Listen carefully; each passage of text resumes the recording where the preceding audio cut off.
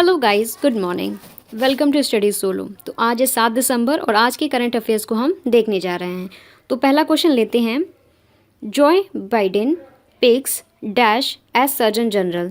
तो Joe Biden ने किसे चुना है अपना सर्जन जनरल? जॉय बाइडेन उन्होंने विवेक मूर्ति को, जो कि ऑप्शन नंबर 1 है, विवेक मूर्ति को अपना सर्जन जनरल चुना है। ठीक है, तो बाइडेन के सलाहकार विवेक मूर्ति सर्जन जनरल के रूप में अपनी भूमिका में वापसी करेंगे। यूएस के बारे में हम जान लेते हैं थोड़े से फैक्ट्स कि यूएस जो है, यूएस ये 50 इसमें स्टेट्स हैं। कितने स्टेट्स हैं?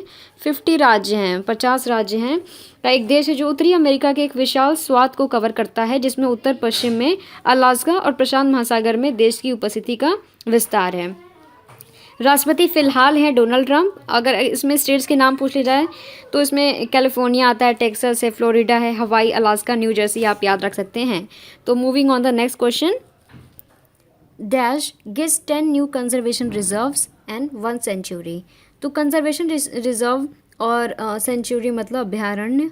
तो किस राज्य को 10 नए कंजर्वेशन रिजर्व और एक अभ्यारण्य या 1 सेंचुरी मिले हैं? तो आंसर हो जाएगा महाराष्ट्र। तो ऑप्शन नंबर 2 हो जाएगा आंसर। ठीक है, तो महाराष्ट्र में जो राज्य वन्य जीव बोर्ड ने राज्य के पश्चिमी भाग में 8 और विदर्भ के 2 क्षेत्रों को कंजर्वेशन रिजर्व घोषित करने तथा चंद्रपुर के कन्हल गांव को अभ्यारण्य के स्तर तक अपग्रेड करने के सुझाव स्वीकार कर लिए हैं। ठीक है, see some extra facts about Maharashtra.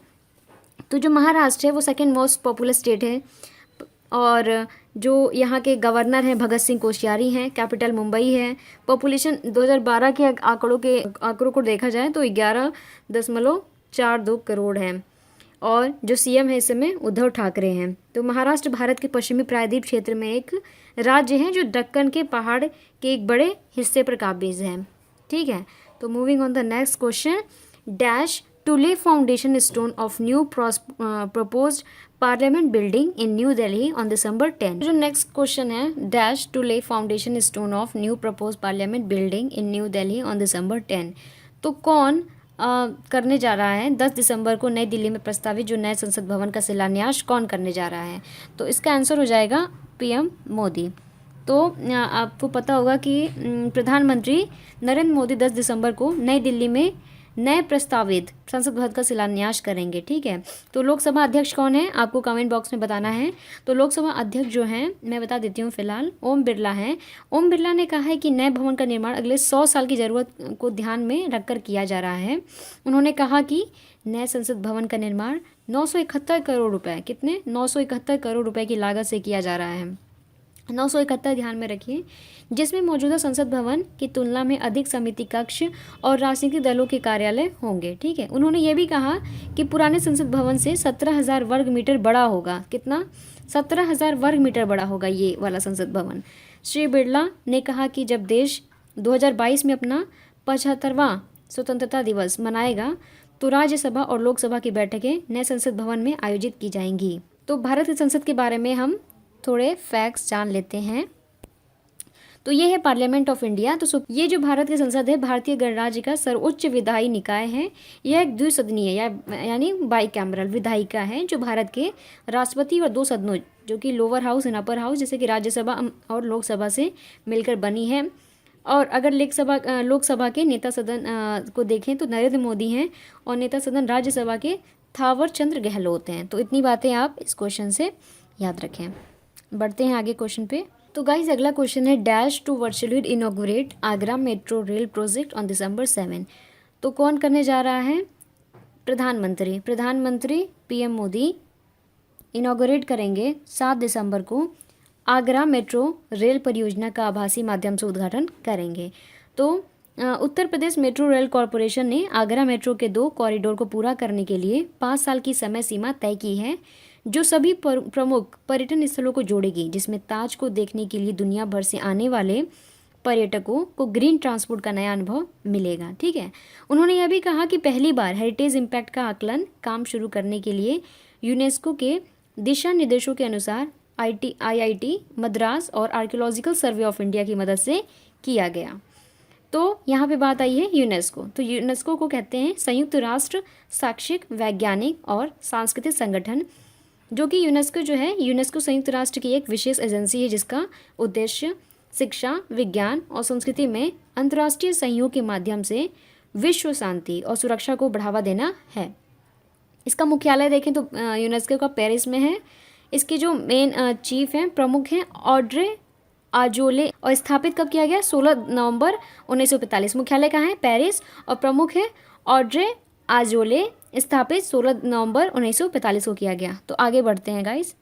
अगला क्वेश्चन है, nation pays homage to Bharat Ratna dash on he 64th Mahaparinirvan Diwas. तो राष्ट्र ने भारत रत्न डॉक्टर बी.आर. अम्बेडकर, इसका आंसर हो जाएगा डॉक्टर बी.आर. अम्बेडकर को 64वें महापरिनिर्वाण दिवस पर श्रद्धांजलि दी है, यानी पुण्यतिथि पर। तो राष्ट्र ने भारत रत्न डॉक्टर बी.आर. अम्बेडकर को उनके 64वें महापरिनिर्वाण दिवस या पुण्यतिथि पर श्रद्धांजलि दी। राष्ट्र निर्माण में डॉक्टर अम्बेडकर के योगदान को उजागर करने के लिए पूरे देश में कई कार्यक्रम आयोजित किए गए। भारतीय संविधान के जनक डॉक्टर अम्बेडकर एक न्यायविद, अर्थशास्त्री, राजनेता और समाज सुधारक थे, जिन्होंने दलितों, महिलाओं और मजदूरों के सामाजिक भेदभाव के खिलाफ अभियान चलाया था।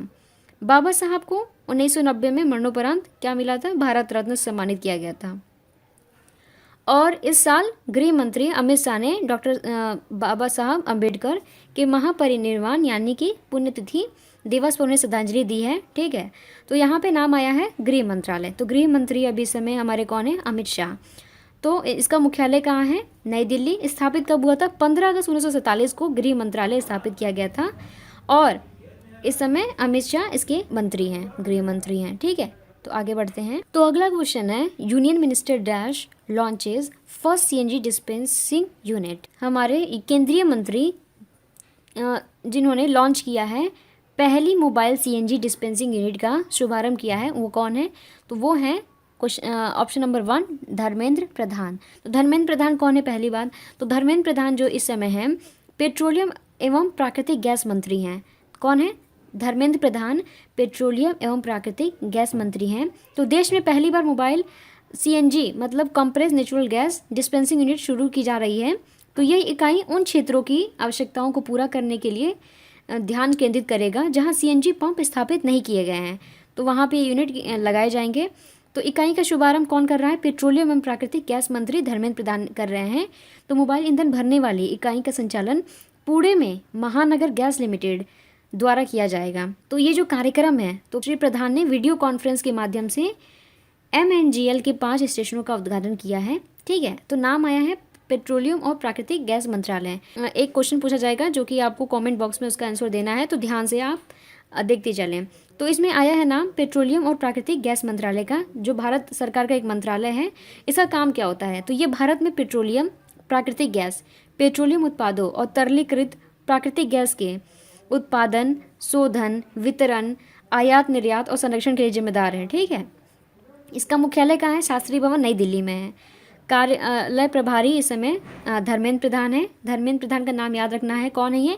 पेट्रोलियम और प्राकृतिक गैस मंत्रालय है। भारत वार्षिक बजट इसका कितना आता है? लगभग 42,901 करोड़ रुपए।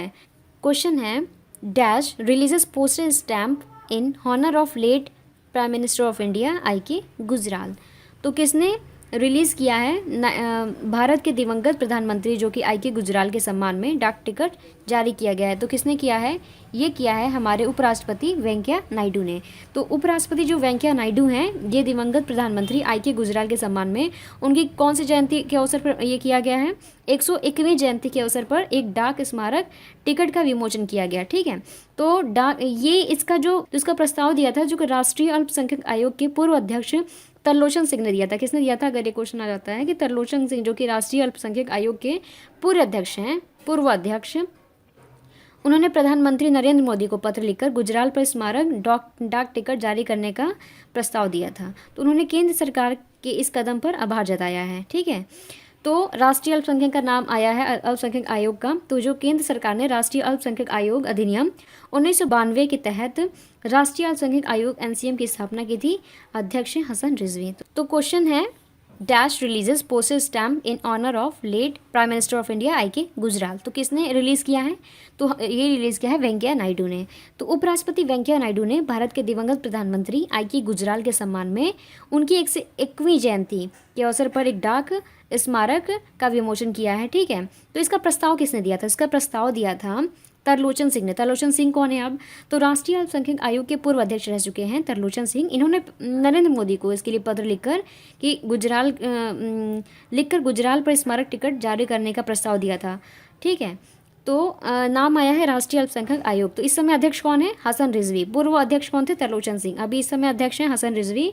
तो केंद्र सरकार ने राष्ट्रीय अल्पसंख्यक आयोग अधिनियम 1952 तहत राष्ट्रीय अल्पसंख्यक आयोग की स्थापना की थी।